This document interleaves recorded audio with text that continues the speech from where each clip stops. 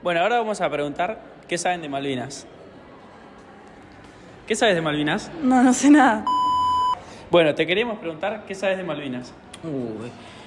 No sé mucho, pero lo que sí sé es que es una guerra entre Argentina e Inglaterra, creo, donde están intentando conseguir el territorio.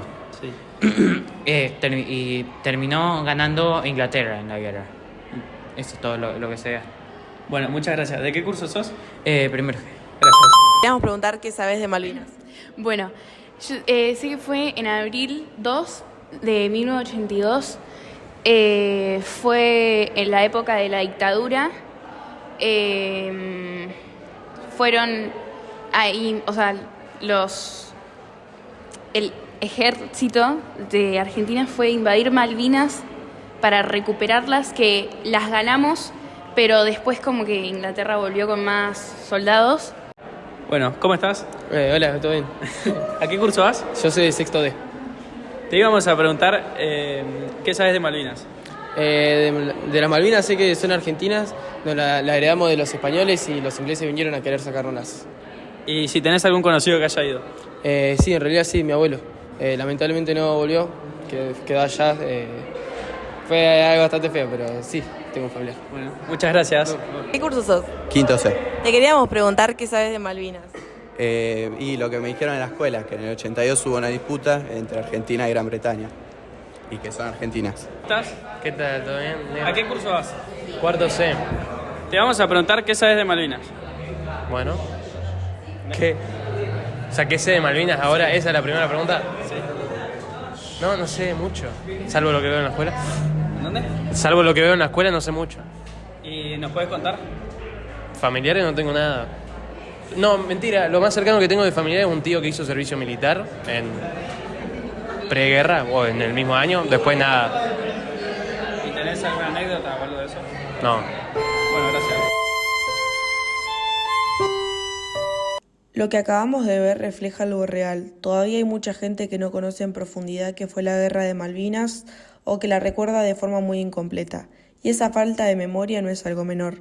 Cuando una historia así no se reconoce como corresponde, cuando no se le da el lugar que merece, se corre el riesgo de que se pierda, y nosotros no podemos permitir eso. Somos jóvenes, sí, pero justamente por eso tenemos una responsabilidad. Somos la generación que tiene que recuperar lo que se fue olvidando, entender lo que pasó y mantener viva la memoria de quienes estuvieron ahí. Porque detrás de Malvinas hay personas, historias y un dolor que no se puede borrar ni ignorar. Por eso hicimos este trabajo, para aprender, para recordar y para que la memoria no quede en silencio. Ahora sí, empieza nuestra presentación. La Guerra de Malvinas, que enfrentó a Argentina y el Reino Unido en 1982, estuvo llena de hechos poco difundidos pero decisivos. Uno de los menos conocidos fue la enorme cantidad de minas que Argentina colocó alrededor de Puerto Argentino. Fueron más de 20.000, muchas quedaron enterradas incluso después del conflicto, representando un gran peligro durante años. Durante la guerra también hubo operaciones psicológicas británicas, panfletos diseñados en Londres para bajar la moral argentina. Aunque estas campañas no fueron demasiado efectivas, muestran la intensidad del conflicto más allá del combate. Algunos aviones argentinos, como los Canberra, volaron sin señuelos antirradar, aumentando su vulnerabilidad. Un soldado argentino con excelente inglés fue infiltrado entre los isleños para obtener información. Argentina preparó refugios civiles en las islas por si había bombardeos. El clima terrible, la falta de recursos y el aislamiento afectaron a ambos bandos. Los soldados argentinos, en su mayoría conscriptos, jóvenes, sufrían frío y hambre, falta de equipo y soledad. Los británicos, aunque mejor preparados, también tuvieron estrés extremo y traumatismo emocional. Después de la guerra, muchos veteranos argentinos volvieron sin reconocimiento, con estrés postraumático y dificultades para reintegrarse a la sociedad. A lo largo de las décadas se registraron más de 400 suicidios. Los británicos también vivieron secuelas y el ejército implementó programas de apoyo, siendo Geoffrey Cardoso una figura clave en la asistencia. La guerra marcó para siempre a quienes participaron y dio origen a múltiples asociaciones de memoria y contención. ¿Hermanos? Sí, dos. ¿Mayores o menores que usted? Una hermana menor y un hermano también. ¿Qué les va a decir cuando vuelva? Lo que sucedió. ¿Qué cree que le van a decir ellos? No sé. Yo descuento que le van a dar un gran beso. ¿Usted? Para entender por qué Argentina entró en la Guerra de Malvinas, primero tenemos que mirar el contexto político. No fue una decisión aislada ni un impulso patriótico de la nada. Fue una jugada directa de la dictadura militar que en 1982 ya estaba completamente desgastada. En estos años, la Junta Militar enfrentaba una crisis económica enorme, con inflación, deuda, caída de salarios y descontento generalizado. La represión y los desaparecidos y la falta total de libertades habían erosionado su legitimidad. Galtieri, quien lideraba el gobierno, veía cómo el régimen se derrumbaba. En ese escenario, la cúpula militar tomó una decisión arriesgadísima: ordenar el 2 de abril el desembarco en Malvinas. Era una jugada política para recuperar apoyo popular apelando al nacionalismo, tapar la crisis interna y presentarse ante la población como defensores de la patria. La idea era que recuperar las Islas Malvinas generara un shock patriótico que cambiara la percepción pública. Y por unos días funcionó. Miles de argentinos salieron a las calles a festejar apoyando la recuperación de Malvinas, sin saber lo que vendría después. Pero internacionalmente, la movida cayó pésimo. Reino Unido respondió de inmediato, enviando una fuerza militar gigante, y diplomáticamente Argentina quedó aislada, salvo por apoyos puntuales. La derrota en junio fue un golpe fatal. Después de la rendición, la dictadura perdió el poco apoyo que le quedaba y prácticamente se desmoronó. Para fines de 1983, Argentina volvió a la democracia con Alfonsín. El nuevo gobierno mantuvo el reclamo de soberanía, pero lo hizo en forma pacífica, siguiendo resoluciones de la ONU y buscando recuperar las islas a través de la diplomacia. La guerra dejó claro que la vía militar no solo era riesgosa, sino que también era insostenible. Pueblo argentino, si quieren venir, que vengan, les presentaremos batalla.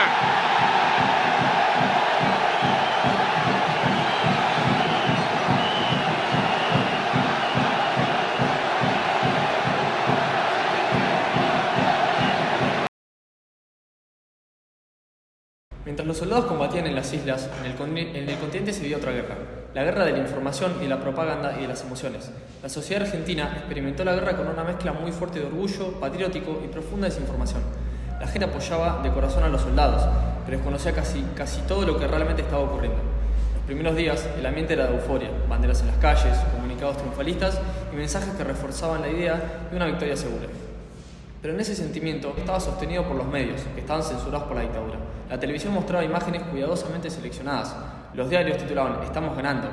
La radio repetía partes oficiales que ocultaban las bajas y los retrocesos. Para muchas personas, Malvinas se convirtió en un símbolo de unidad nacional, aunque la información real no llegara.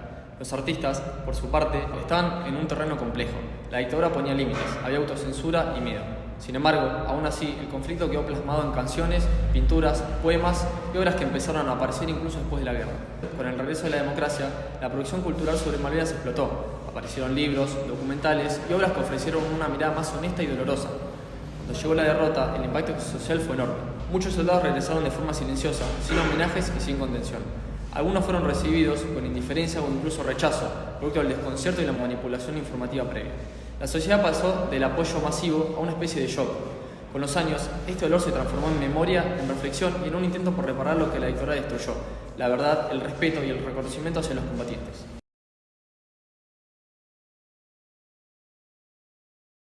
Ahora sí, vamos a meternos en el corazón del conflicto. ¿Cómo se desarrolló la guerra? ¿Qué decisiones se tomaron? ¿Y qué estrategias usó cada bando? Todo comenzó con la Operación Rosario, el desembarco argentino del 2 de abril. La acción fue rápida, bien planificada y logró recuperar las islas sin un enfrentamiento mayor. Pero este éxito inicial no aseguraba el control total de las Malvinas, y la Junta Militar subestimó la reacción británica. El Reino Unido respondió enviando una fuerza enorme: portaaviones, destructores, submarinos nucleares y aviones de última generación. Su estrategia fue clara: controlar el mar con barcos y submarinos, controlar el aire con los Harrier, que tenían tecnología avanzada de despegue vertical, y aislar por completo a las tropas argentinas, cortar suministros y desgastar la defensa. Argentina, en cambio, apostaba a la defensa terrestre, sosteniendo sus posiciones y usando la fuerza aérea para intentar frenar el avance británico. Los pilotos argentinos realizaron maniobras muy arriesgadas, volando a baja altura para esquivar radares, pero la falta de equipamiento moderno y la distancia desde el continente hicieron la diferencia. El conflicto tuvo batallas decisivas. Goose Green, donde tropas británicas vencieron a un regimiento argentino exhausto; los duros combates en Monte Long, Dos Hermanas y Tumbledown, donde la resistencia argentina fue intensa pero insuficiente frente al avance británico; el dominio británico del mar y el aire, que terminó por definir la guerra. La logística también jugó un papel clave. Los británicos tenían un sistema de abastecimiento sólido y tecnología más avanzada. Argentina, por el contrario, tenía grandes dificultades para enviar comida, ropa y municiones a las islas. Finalmente, el 14 de junio, las tropas argentinas se rindieron en Puerto Stanley. No fue solo una derrota militar, fue un golpe político que transformó por completo la historia argentina. Para cerrar este recorrido necesitamos entender qué dejó la Guerra de Malvinas en todos los niveles, tanto político, social, cultural y humano. La guerra fue un conflicto breve pero extremadamente intenso, que duró 74 días y cambió la historia de Argentina. Políticamente dejó expuesto el nivel de improvisación y desesperación de la dictadura. El intento de reforzar la soberanía mediante una acción militar terminó acelerando su caída y abriendo el camino hacia la democracia. En lo militar, los soldados argentinos, muchos muy jóvenes y sin preparación adecuada, vivieron condiciones durísimas. El frío, el hambre, la falta de abrigo, la escasez de municiones y el aislamiento marcaron su experiencia. Su sacrificio quedó grabado como un ejemplo de valor, incluso enfrentando a un enemigo con superioridad tecnológica. La sociedad argentina también atravesó un proceso complejo, del entusiasmo al concierto, de la manipulación mediática al silencio posterior y finalmente a la reflexión crítica que llegó con la democracia. En el plano cultural, la guerra impulsó nuevas miradas desde el arte, la literatura y la memoria histórica. Se abrieron debates sobre la identidad nacional, la soberanía, el rol del Estado y la responsabilidad política. Finalmente, Malvinas dejó un legado humano inmenso. Los veteranos, tanto argentinos como británicos, cargaron con traumas profundos. Con el tiempo avanzó el reconocimiento, pensiones, atención médica y homenajes, aunque todavía hoy presenten dudas y reclamos. Ayúdelo, ahí les di la notita. Por favor, general, te lo pido. Por Dios, general, ayúdelo, tiene 25 años. Voy a hablar especialmente, señora. Y va a tener mi contestación firmada por mí, señora.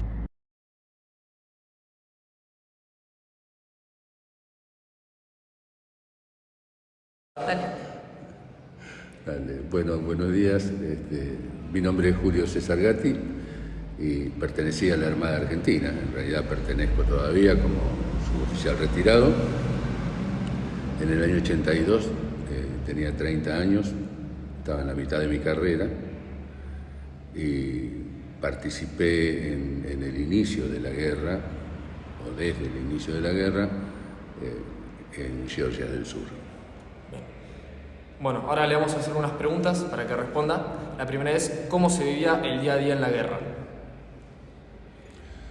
Bueno, en mi caso particular fui uno de los, o de la parte de los veteranos de guerra que tuvimos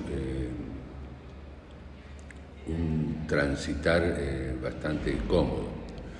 Te explico por qué. Yo operaba a bordo de un buque, era mecánico de helicópteros, operábamos a bordo del buque Bahía Paraíso. Entonces, más allá de las operaciones de vuelo y de las situaciones de combate y demás cosas, nosotros finalizada la operación teníamos un camarote caliente, una cama limpia y un baño con una ducha caliente para bañarnos. Eso nos diferencia en cierta manera del terrible sacrificio que hizo la gente que estuvo en las trincheras en la turba malvinense. Otra pregunta es, ¿cómo fue el momento en que te enteraste que ibas a ir a Malvinas? El momento que me enteré que iba a ir a Malvinas estaba en la Antártida. Estábamos haciendo aporte de víveres y combustible en la base Orcadas del Sur. Y ahí ya teníamos algunas noticias de que había ciertas rispideces con el tema de los famosos chatarreros de Davidoff en Puerto Ley, en la isla San Pedro, Georgia del Sur. Y estando ahí en Georgia llegó la orden de que el buque se destacara a Georgia para proteger justamente al personal civil que estaba haciendo el levantamiento de la chatarra.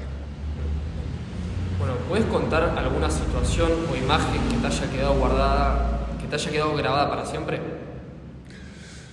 La imagen que me quedó grabada para siempre por el impacto que tuvo y en realidad, a pesar de que tenía 30 años, mi experiencia con gente herida o demás cosas era prácticamente nula, más allá de algún accidente del que podía haber sido testigo. En el combate por la recuperación de Grisviken en la isla San Pedro murieron 2 conscriptos, un cabo que era de una corbeta que nos estaba auxiliando,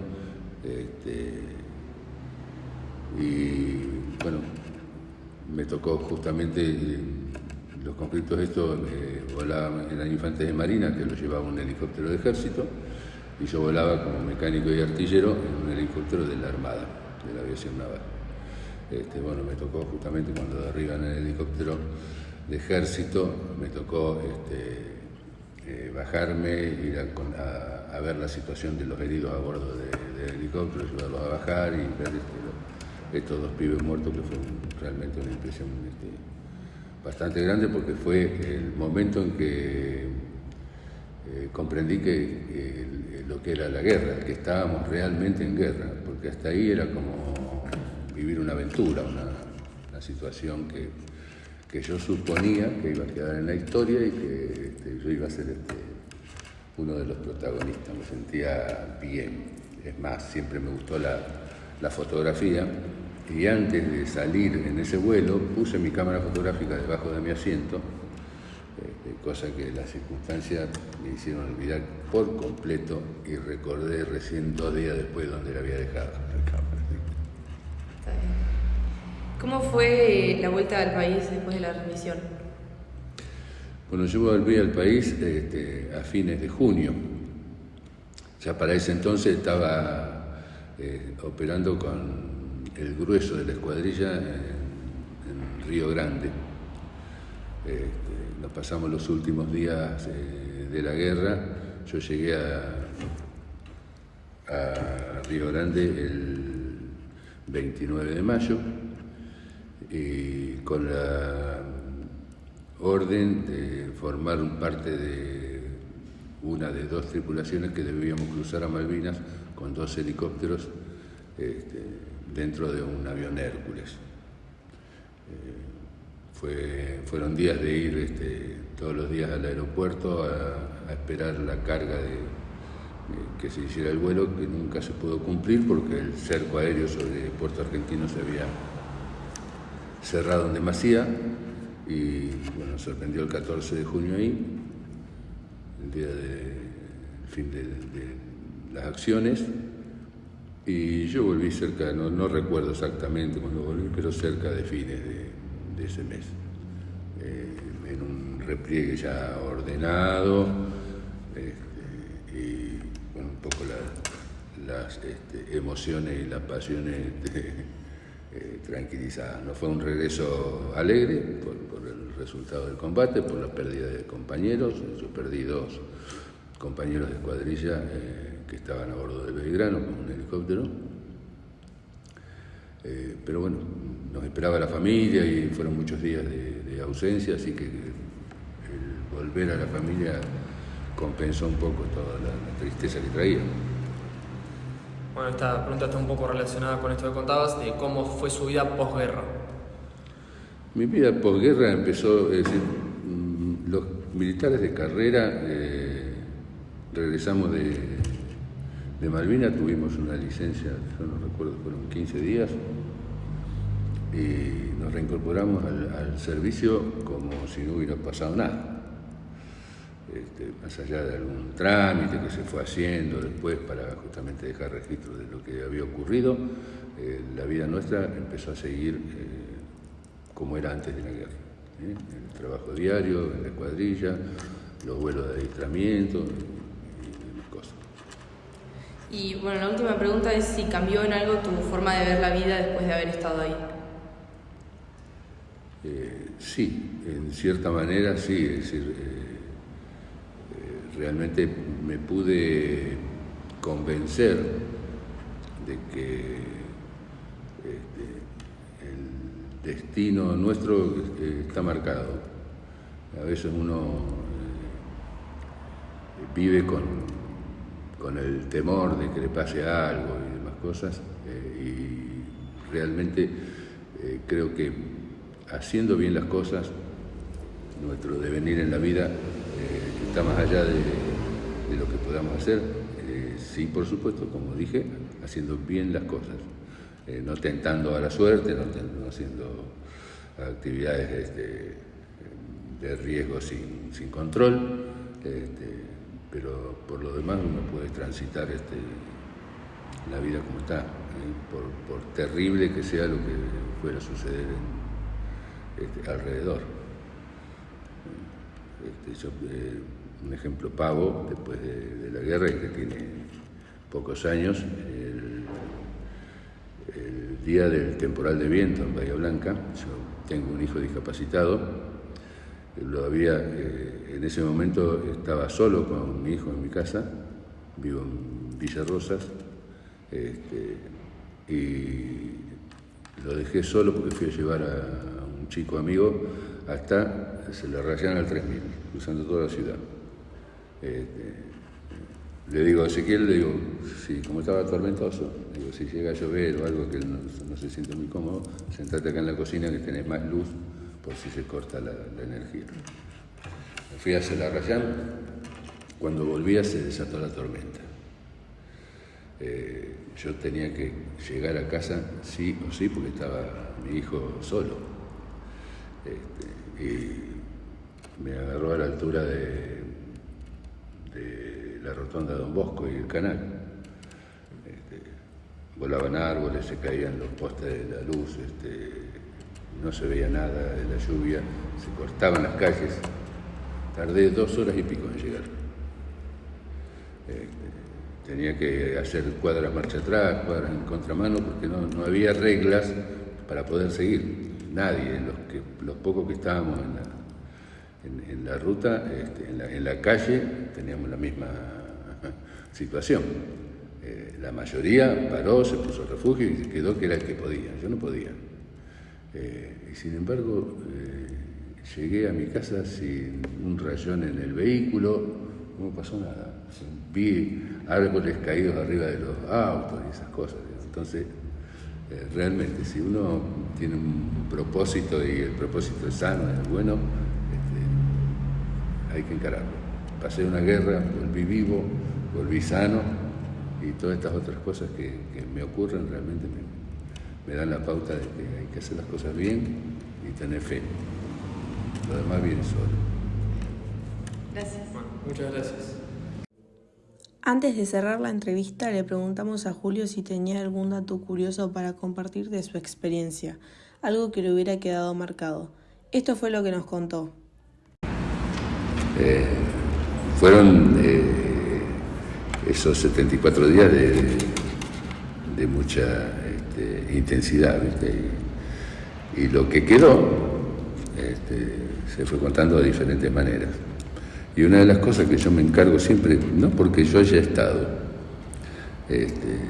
sino justamente porque tenemos gente que quedó allá tan lejano y que se nombra poco, es la historia de Georgia del Sur.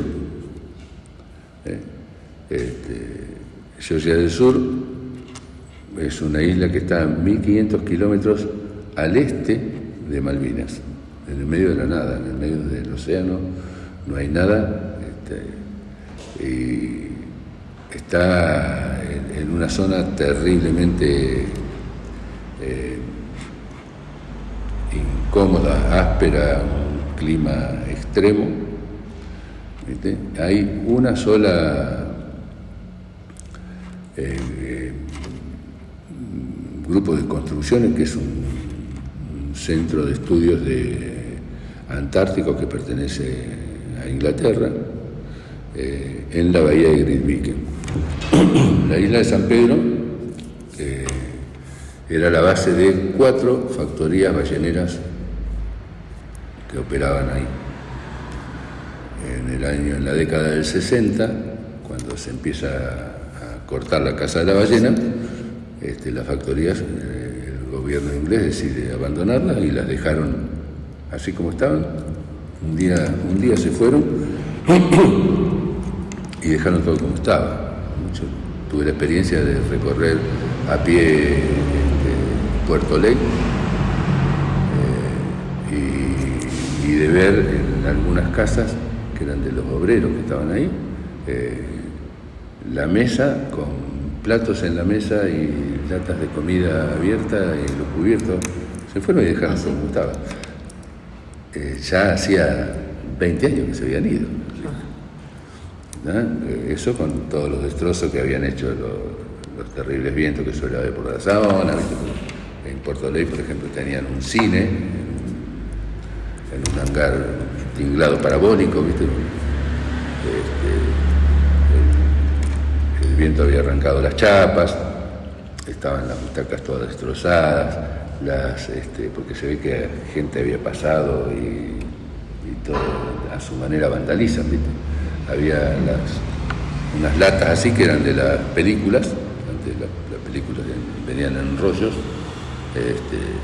abiertas, y el celuloide de las películas desparramado por entre las... bueno, esa estación científica de Grytviken fue la que había que tomar para completar la toma, digamos, del conjunto Malvinas. Se iba a tomar, la operación iba a ser conjunta el mismo 2 de abril, pero se demoró un día más porque para tomarla el buque nuestro no tenía la cantidad de gente necesaria, de soldados. Nosotros veníamos con gente de trabajo, si bien éramos militares todos, pero veníamos de la Antártida con gente de trabajo. Así que vino en apoyo una corbeta con un grupo de infantes de marina. En el camino salieron con la flota que iba a Malvinas, pero agarró un terrible temporal, la corbeta tenía que ser 1500 kilómetros más, así que llegaron un día más tarde. Entonces, la toma de Puerto Argentino se hizo el 2 de abril, en las primeras horas de la madrugada, y la recuperación de Grytviken se hizo el 3 de abril, un día después. La corbeta llegó a donde estaba el buque anclado como a las 6 y pico de la mañana. Hubo que esperar a que la gente, porque venían de navegar en un mar terrible, se recompusiera de la descompostura que traían y eso, y empezamos la operación sobre las 11 de la mañana. En esa operación, que era un objetivo mucho más chico que lo que fue Puerto Argentino, menos complicado, teóricamente, ya te digo, yo salí con mi cámara fotográfica porque soñaba con sacar fotos de la bandera inglesa y eso, nada que ver. Cuando empezaron a los tiros, derribaron el helicóptero del ejército, cayeron 2 conscriptos e inutilizaron a la corbeta, que iba a hacer tiro de cañones, que hizo efectivamente tiro de cañones sobre la estación científica, pero la inutilizaron con el fuego que le hacían desde Grytviken, y no solamente quedaron 6 o 7 heridos arriba de la corbeta, sino que falleció un cabo primero que era asistente de un cañón. Entonces, cuando nosotros hablamos de Malvinas, Malvinas tuvimos la pérdida del capitán Giachino, fue el primer muerto en la guerra. Pero Grytviken fue un objetivo mucho más chico, mucho más caro, más luctuoso en la sangre de gente nuestra, y a veces no se menciona. Los 2 conscriptos eran patagónicos, uno del Comodoro Rivadavia, Mario Almonacid, y el otro de un pueblito que se llama Alto Aguerre, en Neuquén, en el municipio de Picún-Leufú, el Moncho Jorge Ávila, el Moncho Ávila le decían. Que yo por ese pibe desarrollé un cariño muy especial porque tiene una historia muy particular, un chico que se cría en el campo, en la precordillera, lo cría un abuelo criando ovejas y cabras, le toca la colimba y le había gustado la colimba y tenía sueño de seguir la carrera militar. No volvió pobre. Entonces, cuando uno habla de Malvinas, tiene que acordar siempre que Georgia fue parte de Malvinas y que si bien la historia a veces la oculta porque el brillo realmente de Malvinas por lo que fue la guerra después, eso fue el 3 de abril. Después fue el submarino Santa Fe a llevar víveres para la gente que habíamos dejado nosotros. El submarino Santa Fe estaba cuando llegaron los ingleses, que inutilizan al submarino, y durante el tiempo que donde estaban prisioneros los tripulantes del submarino, en una maniobra rara que fue considerada en cierta manera como crimen de guerra, pero nunca reconocido, un guardia británico mata a un suboficial submarinista argentino que está enterrado en Grytviken. Y bueno, hace pocos años la familia pudo ir a visitar la tumba y no quiso que lo trajeran. Esa es otra cosa, ¿viste? A veces se habla de los muertos que están allá en el suelo, de repatriarlos. Y se usa un término equivocado, porque repatriar es llevar a su patria. Y ellos están en su patria en tanto y en cuanto nosotros no renunciemos a la soberanía sobre esos lugares. ¿Entendés? Cada familia tiene el derecho de traer al muerto a su lugar de origen. Pero no se puede hablar de repatriación. Están en su patria. Es como decir, murió, lo tengo en el cementerio de Salta y lo quiero traer a Bahía Blanca. No repatrió a nadie, ¿viste? Así que eso es lo que le quería dejar de pildorita.